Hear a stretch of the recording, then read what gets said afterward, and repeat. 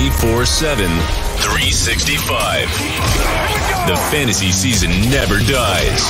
Welcome to Every Day is Draft Day. Presented by Champions Round. What is up, everyone, and welcome to this special edition of Every Day is Draft Day. I am your host, Dan Turner. Joining me today is resident Carolina Panthers fan, Jeff Haseley. What's up, Jeff? Dano, man, I am good. How are you? Looks like we got some news to discuss, huh? Oh, yeah. Yeah, so some big news that just dropped about 30 seconds ago. Baker Mayfield has been traded to the Carolina Panthers for a 2024 conditional fifth-round pick.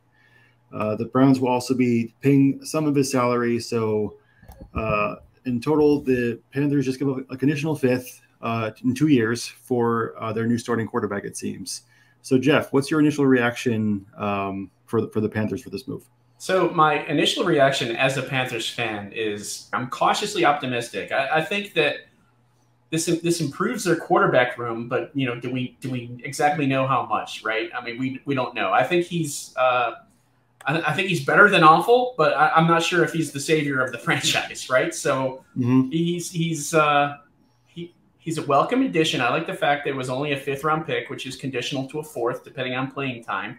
Not necessarily, overly concerned about the salary, who gets what, but it looks like Cleveland's paying more of his salary this year.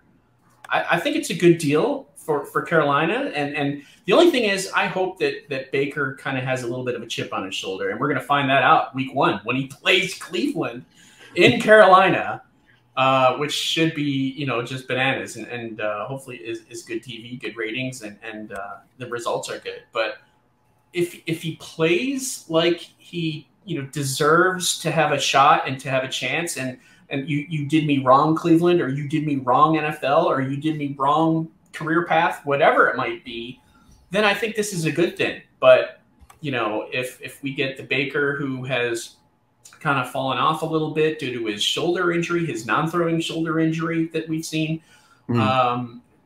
we've seen, or we've heard rumors that, he's not necessarily the greatest clubhouse guy. We heard Robbie Anderson, now teammate, say that he did not want Baker to come to Carolina, in his words. So yeah, there's still some mending, I think, that needs to be done. But as a fan, like I said, I'm feeling cautiously optimistic.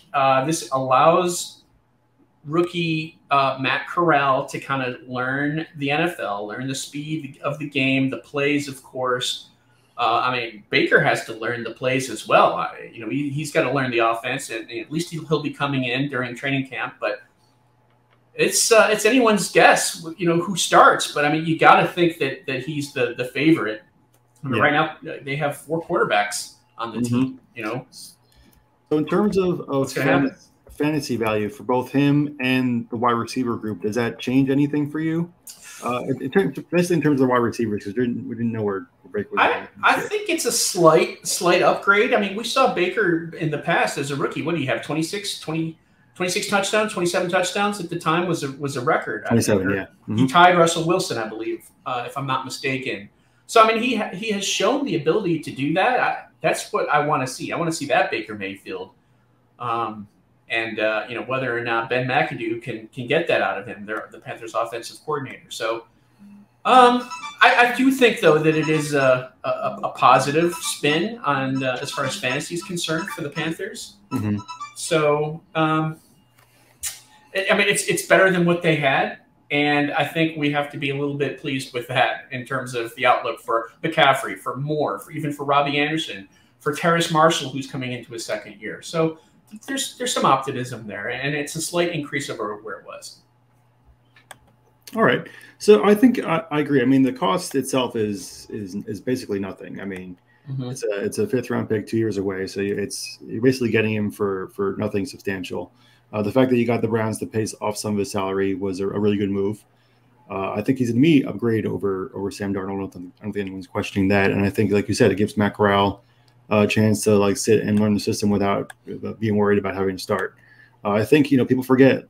It was just, in 2020, Baker had 26 touchdowns and 8 interceptions and over 3,500 yards. In the system that they have, if McCaffrey can stay healthy and take some of the pressure off Baker, I mean, he's used to having a good running game with Nick Chubb and Kareem Hunt in Cleveland, and DJ Moore is is a number one receiver that he hasn't really had since Odell.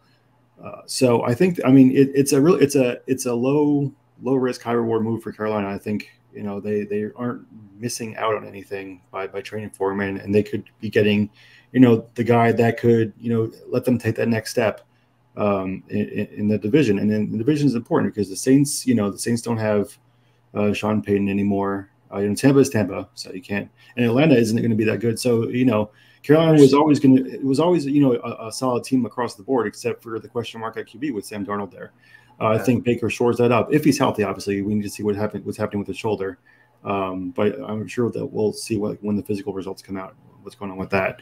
But if he can be healthy, I think that people are a little underrating Baker a little bit. He wasn't perfect in Cleveland, but he did lead them to the playoffs. He is, I think, a major upgrade over what Sam Darnold is giving you at the quarterback position. And that's really no one's going to say he's Patrick Mahomes or Josh Allen or anything, but for what the Carolina Panthers needed and for what they gave up for him, I think he's a perfect fit for them. Yeah. I mean, he's not necessarily the next franchise quarterback, but I think he's a better possibility than what they currently have in-house. Right. Yeah. But it allows them the quarterback play to compete this year. Mm-hmm. Which is what realistically it was going to be harder to do that with Sam Darnold. But now, they have a chance. I don't think they're going to leapfrog Tampa Bay in that division, but they definitely can make the playoffs as a wild card. I think that it greatly improves their chances. It gives Matt Corral the opportunity to sit and become that franchise guy if Baker ends up not being that. So it's a really low risk. I mean, it's the best, probably one of the better moves of the entire offseason, honestly, overall in the league. And I'm kind of surprised, honestly, that, if that's all it took to get him, that Seattle didn't jump on something like that kind of thing. You got to wonder what Seattle's thinking right now. But if I could, I want to say one more thing, and that's sure. I really want to see what this press conference is going to be like, with Baker coming to Carolina, what he's going to say and how much of that is true and genuine, versus scripted, right?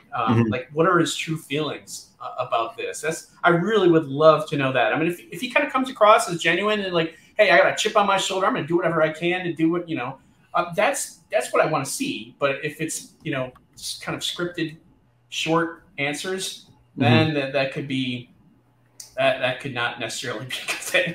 So yes. We'll see how that goes. I'm really curious to see how that unfolds. Yeah, I'm really interested to see how he handles the inevitable first question about what happened with Deshaun Watson and the whole thing with went on with the Browns. Also kind of like Matt Ryan too, because he was also a chess piece in that whole issue with Atlanta and them going after Watson, and they're like, what do we do with Ryan? And then Ryan's like, what am I? It's kind of the same situation. So exactly. So how he responds to that, I think will tell me a lot about the kind of mindset he's going to be bringing in Carolina. Like he says, if he comes in with that right mindset with like, hey, I got something to prove. I didn't appreciate, being cast aside, when I put my heart and soul into the Cleveland Browns and they basically got rid of him for nothing. It'll be interesting to see. It'll be interesting to see what kind of quarterback the Baker's going to be in Carolina. Yep, I'm looking forward to it. It's this is definitely news for today in terms of local on my end, but also the NFL, and I'm curious to see how it all unfolds. Yeah, absolutely. All right, so that'll do it with this quick breaking news coverage from Champions Round and Everyday is Draft Day. Stay tuned. We'll be having a proper Everyday is Draft Day coming up later on today. We'll be if any more announcements come out, any more details on the trade, we'll be sure to talk about a thing. Thanks, Jeff, for hopping on real quick and giving us a personal spin on a trade that affects your hometown, your team. There you go. Really appreciate it. All right, so everyone have a good day, and we'll see you later. Thank you.